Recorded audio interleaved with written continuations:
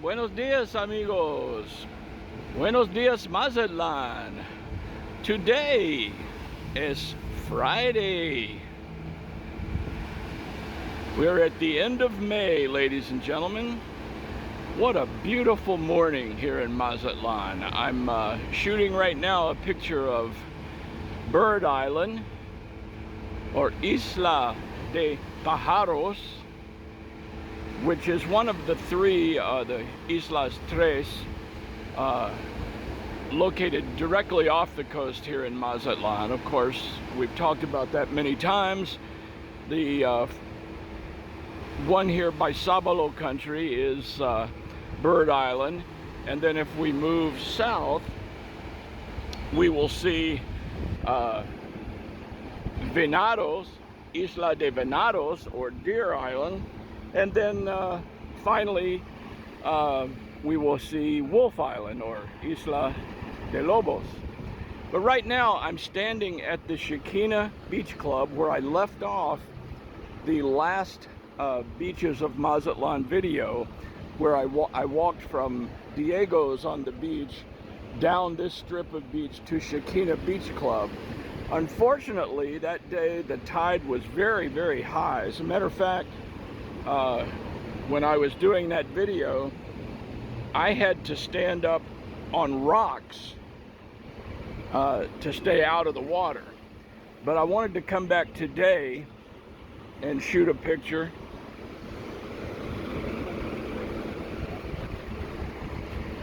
Hola, buenos dias.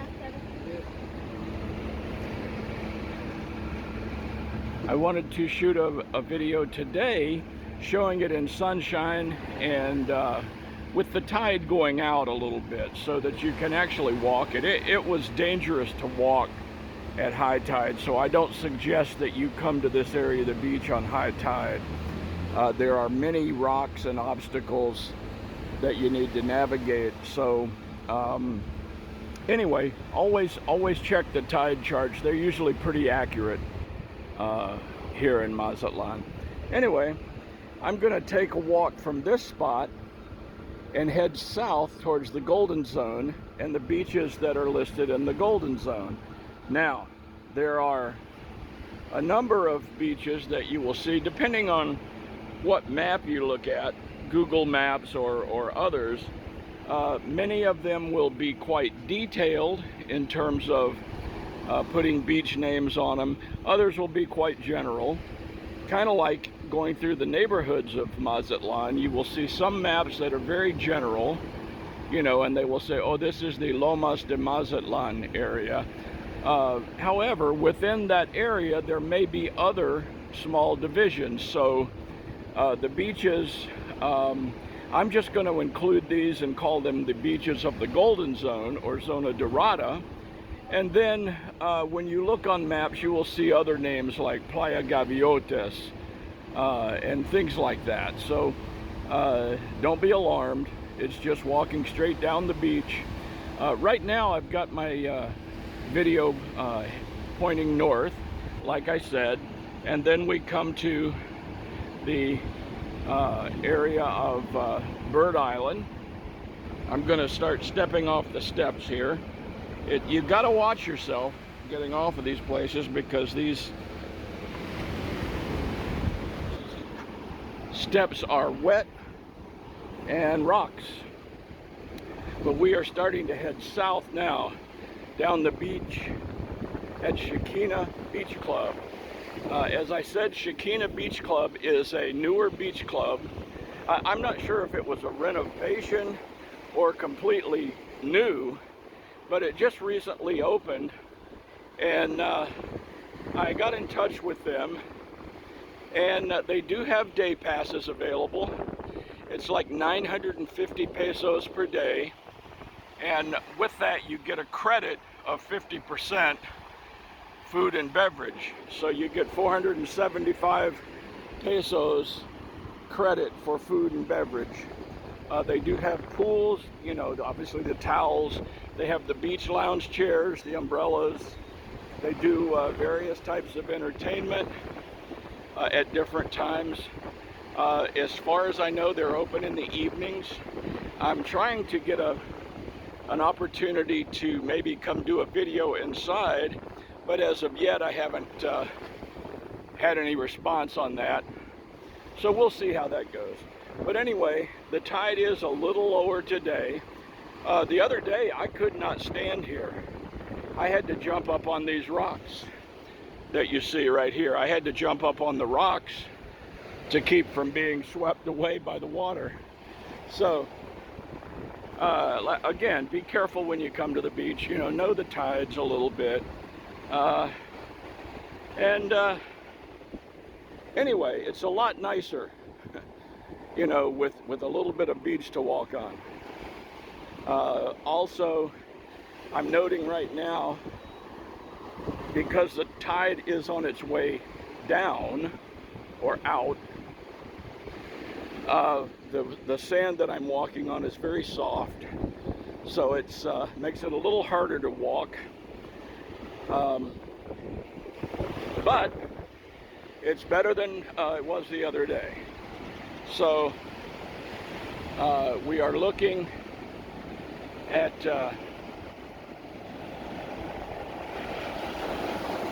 Isla Venado at that point.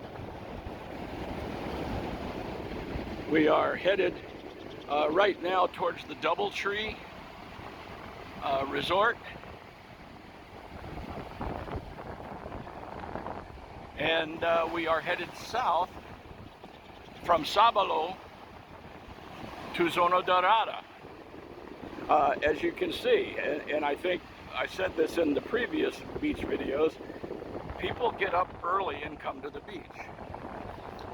It is, what, 7:30 or something like that in the morning, and I mean the beach is starting to get busy.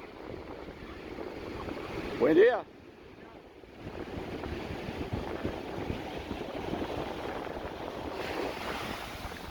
This is also, being the end of May, heading into June, this is the time of the year that you start seeing a lot of Mexican tourists head to the beach areas, in particular Mazatlan. It is, you know, it's hot here in Mazatlan. Temperature-wise, you're going to see it up around, you know, the high 20s centigrade, low 30s. You know, so you're going to see 85-degree Fahrenheit stuff, 86, and the humidity's high because obviously it's that tropical type of climate. But inland, it's even hotter in a lot of places because you don't get the ocean breeze. So you see a lot of families coming down, enjoying the weekend or longer.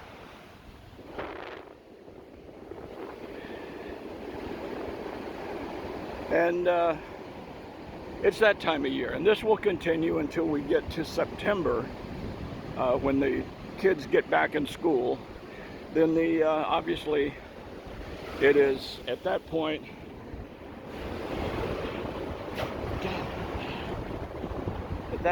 it becomes morning. September, as most people here will tell you, things start to sort of die. Now, you know, there's still a lot of people living here, but a lot of the tourist areas don't necessarily shut down, but they scale back their hours. Some of them do actually close for the month of September, but generally they will scale back their hours and their staffs. We are right now by the Palms Resort, and the Palms has a Panama restaurant, so you can come here and enjoy a meal either out here by the pool deck or inside an air conditioning, another Panama location and a Panama bakery. Nice place to have breakfast, pick up some pastries, some coffee, what have you. And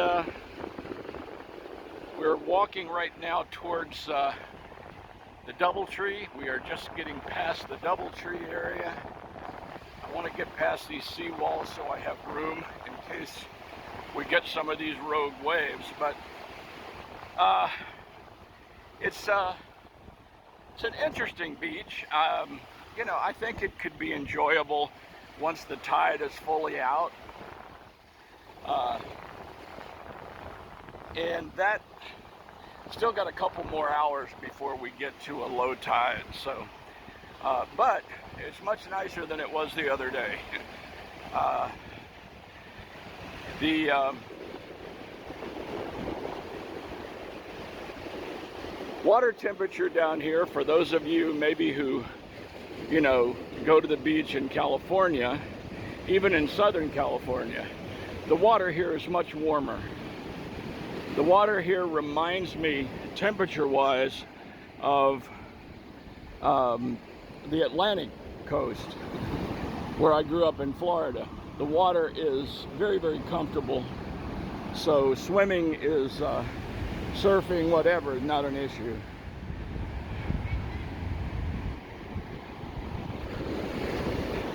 We are, like I said, we just passed the DoubleTree. We are now, buen dia. We are past the DoubleTree. We are coming up to the El Cid properties here. El Cid, they have several hotels here on the beach, and of course directly across from the beach is the El Cid Country Club golf course. So there's you know, some beach area here that's really nice. Large parking area off to my left, and I'm sure that something eventually will be built there. That seems to be the case now, is that all the beachfront property is going to be built up. But yes, we are right by the El Cid Resort and towers here.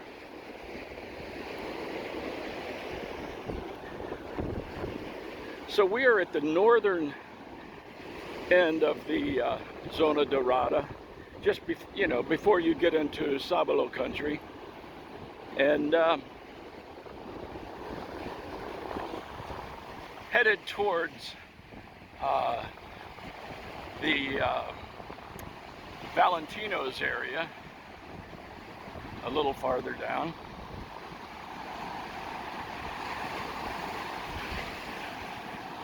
Wait for some waves to go by here.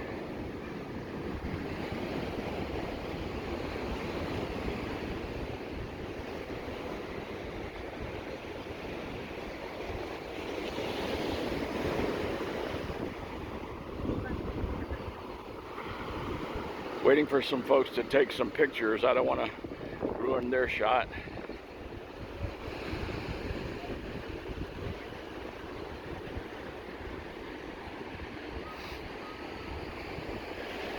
Walking again by El Cid Resorts. They also, the El Cid Marina is north of here, just past my neighborhood.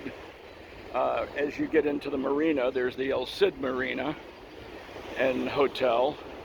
So they have a number of properties in Mazatlan. I'm sure they're also present in probably in other tourist areas of Mexico. Timeshares, obviously, you know, or interval ownership, as you would say.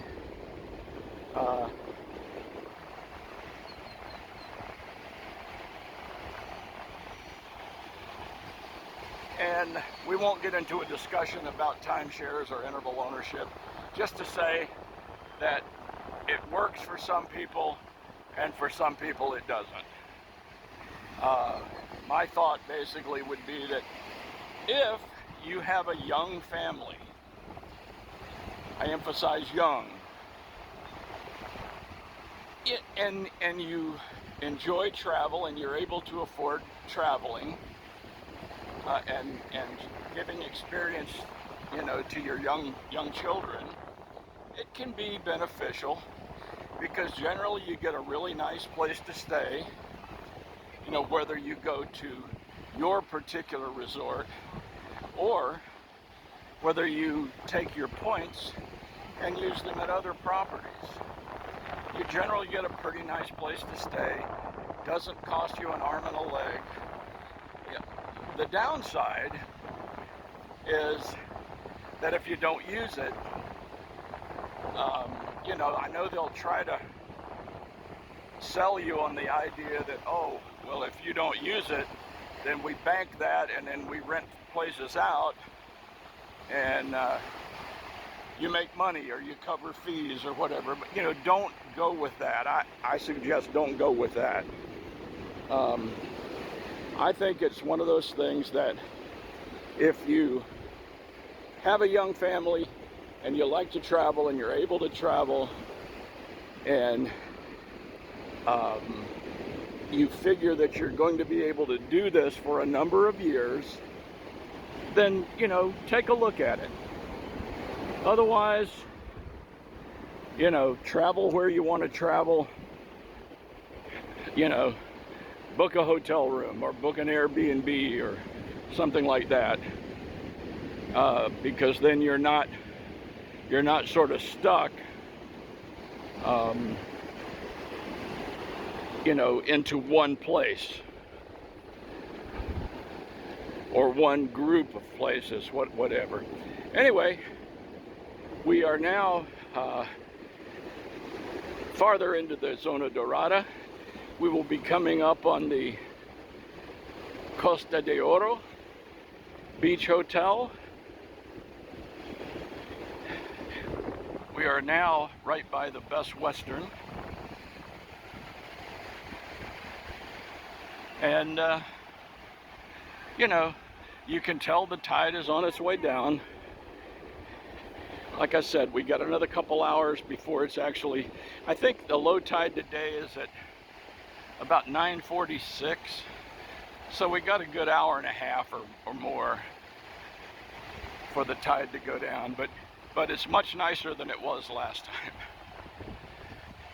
So just to give you some peek at where we are,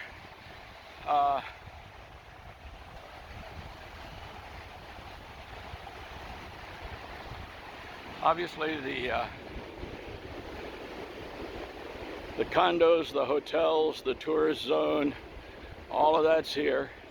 So if you're staying in this area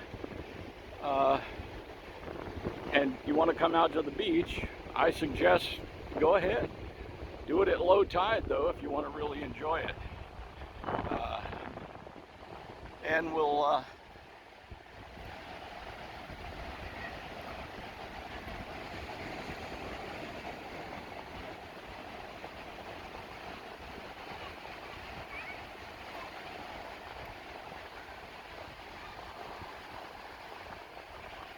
keep walking a little bit farther. I don't want to make this too long. I'm trying to keep videos around that 20-minute mark.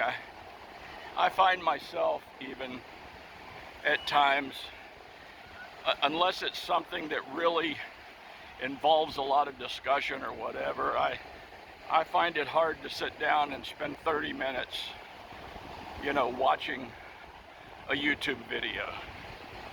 So, again, Isla Venado, and then past that is Isla de Lobos, Wolf Island.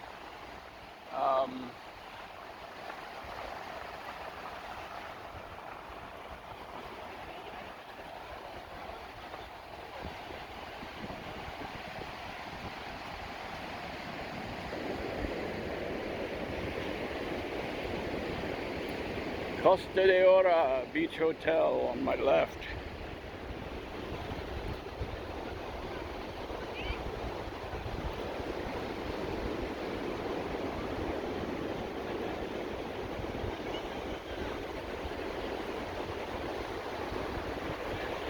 And as you can see, most of these hotels do have dining locations and bars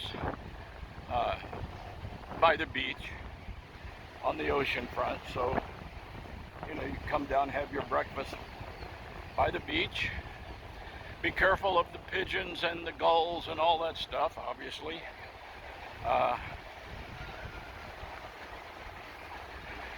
They will swoop down and take your French fries, folks, or your shrimp, or whatever you have on your plate. So you want to be careful with all that.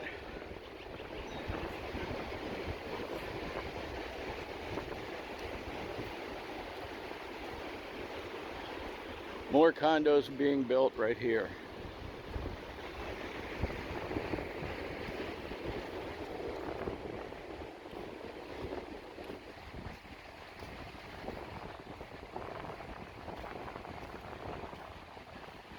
I am going to call this good in just a couple minutes because I'm just trying to find a way up to Playa Sabalo, and we'll try to cut this off so it doesn't get too lengthy. But anyway, hopefully this was a better picture of some of the beach area that I couldn't get last time due to the really high tide. And I would say for me it's an okay beach. It's, you know, it is a beach. If you go at low tide, you can enjoy it pretty reasonably. There's plenty of places down here for food and beverage. I mean, after all, you are in the Zona Dorada, or the tourist area, the Golden Zone, as they call it. So convenience-wise, it's good. Especially if you're staying at one of the hotels here. You know, obviously, this is where you'd want to be. But for my money, Playa Luna Bonita, which is the beach I frequent in Sabalo, is a much nicer beach. Anyway, I'm going to cut this one off right here, and we will come back on our next shoot, and we will start from this point and head south, farther down the beach as we look back towards Sabalo, and try to get this thing to focus in. As we look back down the beach, with the tide going out, it's not bad. So I would say not as nice as Playa Luna Bonita. Of course, I'm biased, but you know, generally an okay beach if you do it at low tide. And like I say, convenience, no problem. You're right in the Golden Zone, so you can walk into the bars or whatever you want to do if you don't find something right on the beach that you want. So anyway, pan around one more time.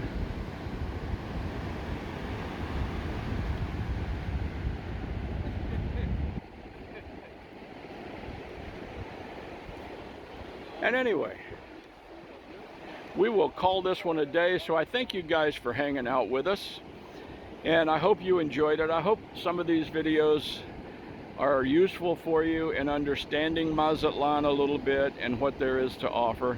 It's a wonderful place. It is a tourist spot, but it's also very much a working Mexican town or city.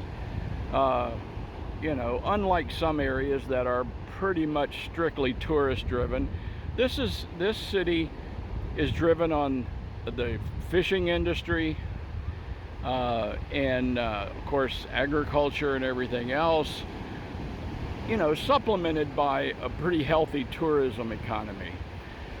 So I feel like you get a little bit of authentic Mexico here that maybe you miss in some of the other areas. But anyway, we'll call it a day right now. thanks for watching Buenos Dias Mazatlan. We appreciate it. And we'd appreciate it if you'd like and subscribe. And we'll sort of try to keep you up to date on new videos. We try to put them out every Thursday morning.